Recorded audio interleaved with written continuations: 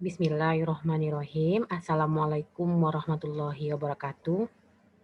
Pada hari ini kita kembali melanjutkan perkuliahan secara daring dalam mata kuliah Psikologi Pendidikan, di mana pada pertemuan hari ini kita akan membahas tentang materi yang berkenaan dengan pemrosesan informasi dalam belajar. Untuk bisa memahami penjelasan dari Ibu, silakan dilihat dan diperhatikan PowerPoint berikut ini.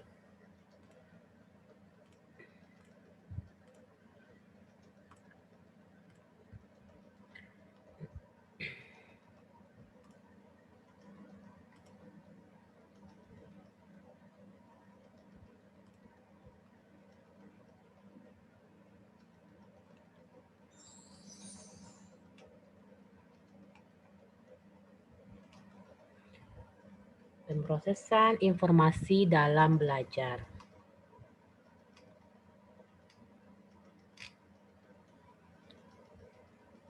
Nah, apa saja materi yang berkaitan dengan pemrosesan informasi dalam belajar atau apa saja materi yang perlu kita pahami berkaitan dengan pemrosesan informasi dalam belajar.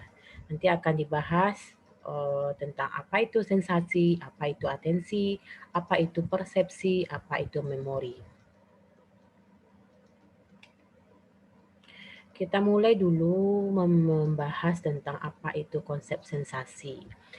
Nah, sensasi merupakan tahapan pertama dari adanya stimulus terhadap indera. Jadi, sensasi merupakan pengalaman yang mencakup kepada penerimaan informasi secara sensoris melalui penginderaan. Jadi ada proses masuknya informasi melalui penginderaan. Fungsi alat indera yang dapat menerima fungsi alat indera dalam menerima informasi sangatlah penting. Baik itu alat indera mendengar, alat indera mengecap dan lain sebagainya. Nah, dalam sensasi ini sangat dipengaruhi sekali penerimaan sensasi seseorang sangat dipengaruhi sekali oleh bagaimana pengalaman ataupun kapasitas alat indera. Jadi karena sensasi itu lebih mengarah kepada penginderaan sinyal secara langsung melalui komponen otak. Jadi seseorang sangat diharapkan sekali tentunya memiliki kondisi alat indera yang baik dan juga pengalaman-pengalaman sehingga sensasi yang diterima itu menjadi benar dan tepat. Oke, jadi jelas ya dari sensasi itu sifatnya adalah penerimaan informasi sensorik dalam bentuk stimulus terhadap penginderaan. Yang kedua, konsep atensi. Nah, atensi atau perhatian adalah proses mental. Jadi yang tadi itu sistem sensori, yang ini lebih kepada proses mental ketika stimulus ataupun rangkaian stimulus yang ada itu masuk kepada alam kesadaran. Nah, atensi itu mengacu kepada seleksivitas persepsi. Jadi ada proses seleksi. Jadi dengan secara tidak langsung kita menseleksi informasi stimulus yang ada itu berdasarkan kepada persepsi yang kita punyai. Jadi ini lebih kepada adanya proses mental dari stimulus yang ada, kemudian masuk kepada proses mental, proses menseleksi stimulus-stimulus yang ada itu sehingga menjadi sebuah perhatian. Seperti contohnya sini seperti seseorang yang ingin melihat penyanyi di panggung dengan mengabaikan orang sekitarnya, jadi dia lebih fokus terhadap dirinya untuk memahami akan sesuatu. Konsep berikutnya adalah konsep persepsi. Nah, setelah ada stimulus, kemudian ada atensi, ada proses memperhatikan, selanjutnya akan timbullah persepsi. Persepsi lahir dari apa? Dari pengalaman tentang sensasi, tentang atensi yang diperoleh gitu. Sehingga adanya pengalaman-pengalaman, adanya peristiwa-peristiwa yang terjadi, akan timbul proses menafsirkan atau menyimpulkan informasi yang ada itu. Jadi adanya proses stimulasi indrawi atau sensori stimuli.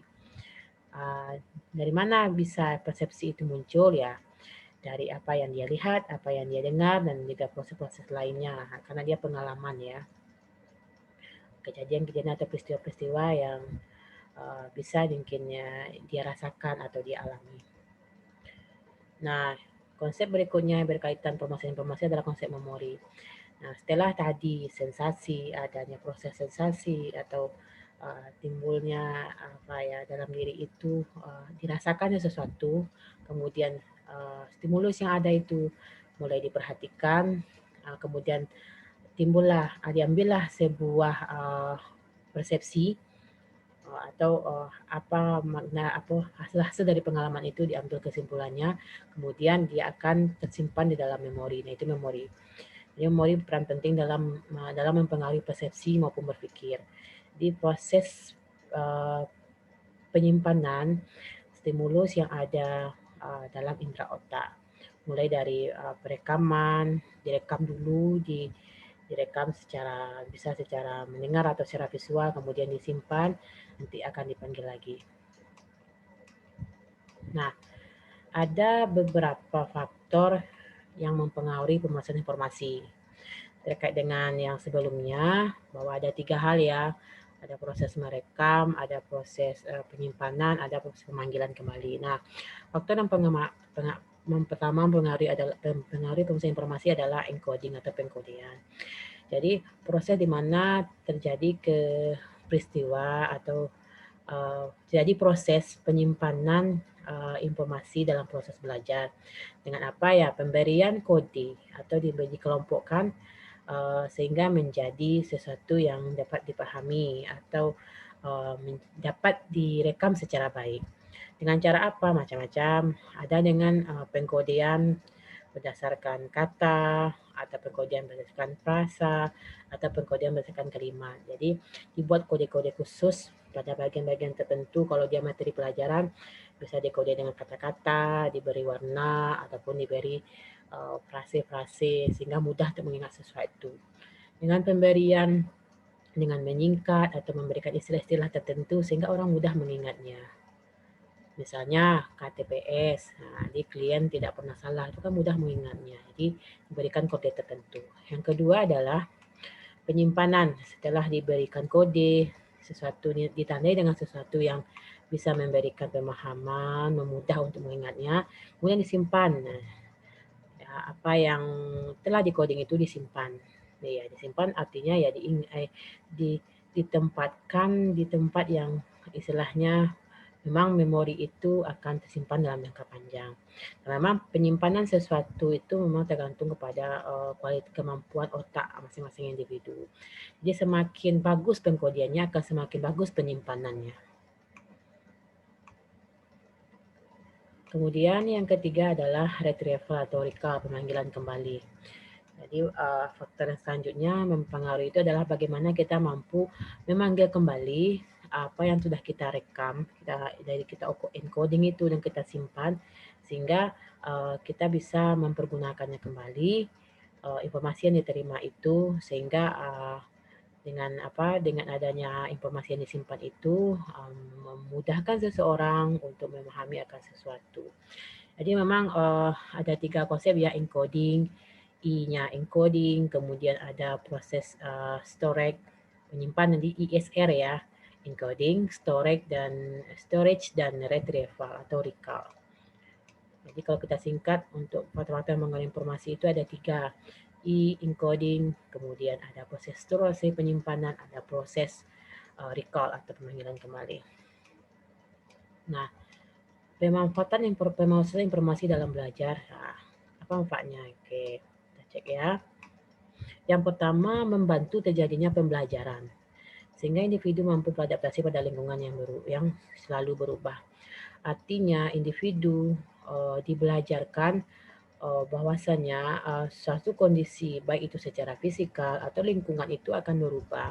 Jadi bagaimana kita mampu memahami suatu materi, memahami suatu proses pembelajaran itu sehingga dia bisa mampu bertahan atau tersimpan dalam jangka waktu yang lama. Dengan menggunakan langkah-langkah yang tadi itu diharapkan dapat memudahkan seseorang untuk memproses informasi. Kemudian menjadikan strategi pembelajaran dengan menggunakan cara berpikir yang berorientasi kepada proses yang menonjol. Nah, ini katanya menonjol. Jadi sesuatu yang berbeda, sesuatu yang unik itu akan mudah diingat dalam proses berpikir kita, dalam menerima informasi. Makanya guru dalam pembelajaran itu buatlah sesuatu yang menarik, sesuatu yang berbeda, sesuatu yang membuat siswa itu bisa ingat dengan materi kita itu. Kemudian kapasitas kapasitas belajar dapat disajikan secara lengkap. Jadi tidak hanya sekedar visual saja, ada audionya, ada kinestetiknya. Nah, kalau dalam pembelajaran secara daring memang kita terbentur dengan proses yang kinestetiknya, mungkin lebih pada visual dan mendengar ya. Kemudian prinsip perbedaan individual terlayani. Nah, ini dia, karena individu itu berbeda-beda dalam menerima informasi. Ada yang memang tipe orangnya yang visual, ada tipe orangnya yang audio, ada yang tipe orangnya yang kinestetik. Nah, dengan kita menyajikan proses pembelajaran dengan lengkap, nah, bisa kita melayani perbedaan individu tersebut. Nah, selanjutnya kita dalam berkaitan dengan promosian informasi itu ada materi berkaitan dengan lupa dalam belajar. Nah, seperti apa itu peristiwa lupa dalam belajar, faktor-faktor menyebabkan lupa, kiat mengurangi lupa. Jadi secara tidak langsung katakan lupa itu adalah fenomena alam gitu kan, wajar orang itu lupa. Nah, apa itu lupa? Nah, lupa atau forgetting, hilangnya kemampuan untuk menyebutkan atau memproduksi kembali. Jadi hilangnya kemampuan untuk menyebutkan, mengulang kembali atau memproduksi kembali apa yang telah dipelajari. Jadi lupa ini tidak pernah kita pelajari. Jadi dengan demikian lupa itu memang pada dasarnya itu terjadinya sesuatu yang item informasi yang hilang atau tidak terekam dengan baik. Jadi orang sering banyak lupa karena mungkin sesuatu tidak menarik. Nah, itu membuat orang lupa. Nah, faktor pengaruh lupa. Nah, ini dia. Lupa dapat terjadi karena konflik-konflik antara item informasi atau materi pelajar yang ada di sistem memori. Nah, ini dia. Mungkin terlalu banyaknya materi-materi yang terlalu banyak padatnya materi-materi itu bisa menyebabkan seseorang itu lupa gitu. Apalagi dengan tidak adanya kekhasan, karakteristik, keunikan dalam pemberian materi pembelajaran. Lupa dapat terjadi ketika terjadi tekanan pada item-item yang telah ada, baik sengaja atau tidak sengaja.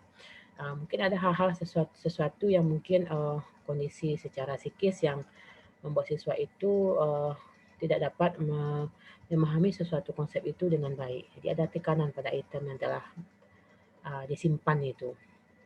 Kemudian ada perbedaan situasi lingkungan antara waktu belajar dan waktu mengingat kembali. Nah, memang iya makanya perlu pengulangan. Jadi setelah belajar harusnya malamnya diulang lagi. Jadi kalau terlalu jaraknya jauh, tentu ya akan lupa gitu. Jadi dengan sering ulang, sering membaca, seperti tadi sering dipelajari lagi, diberikan encoding sehingga menarik gitu. Dia akan membuat seseorang tidak akan lupa. Lupa karena adanya perubahan sikap dan minat dalam belajar. Nah ya, kalau sudah sikapnya tidak positif, minat bermalas dalam belajar, ya tentu saja orang akan lupa. Lupa terjadi karena pelajaran yang konsisten tidak pernah digunakan. Nah itu dia, dimanfaatkan. Jadi apa yang dipelajari itu dimanfaatkan dalam kehidupan. Sehingga kalau tidak dimanfaatkan, mau sering lupa. Nah, kemudian lupa terjadi karena perubahan saraf otak. Ini kena kondisi-kondisi saraf otak mungkin pernah terjadi kecelakaan atau benturan. Nah, bisa menyebabkan orang lupa. Nah, bagaimana kiat mengurangi lupa? Nah, itu dia. Overlearning atau OEMCDT ya. OEMCDT. Coba lah bagaimana nanti membuat coding dari materi ini. Coba sehingga bisa Anda ingat. Belajar lebih. Artinya ya memiliki waktu tambahan dalam belajar. Jadi belajar tidak mengenal waktu, istilahnya itu selalu membaca, selalu mengulang sehingga orang tidak akan lupa. Extra study time, tambah waktu belajar ya. Tidak hanya belajar di jam belajar saja, mungkin sambil belajar sambil santai atau sambil duduk di mana belajar. Itu kan extra study time. Kemudian muslihat memori. Nah, memang istilahnya strategi untuk memang membuat sesuatu item yang kita pelajari itu bisa dimuat di memori kita.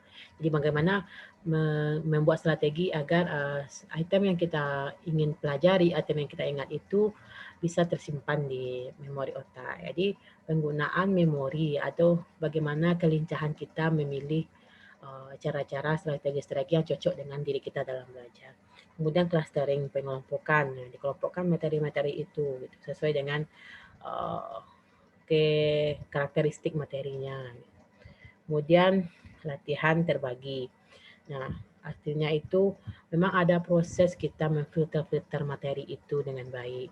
Jadi kita memfilter, kemudian kita bagi secara periode waktunya sehingga kita mudah memahami materi tersebut. Kemudian the serial possession effect, pengaruh letak bersambung.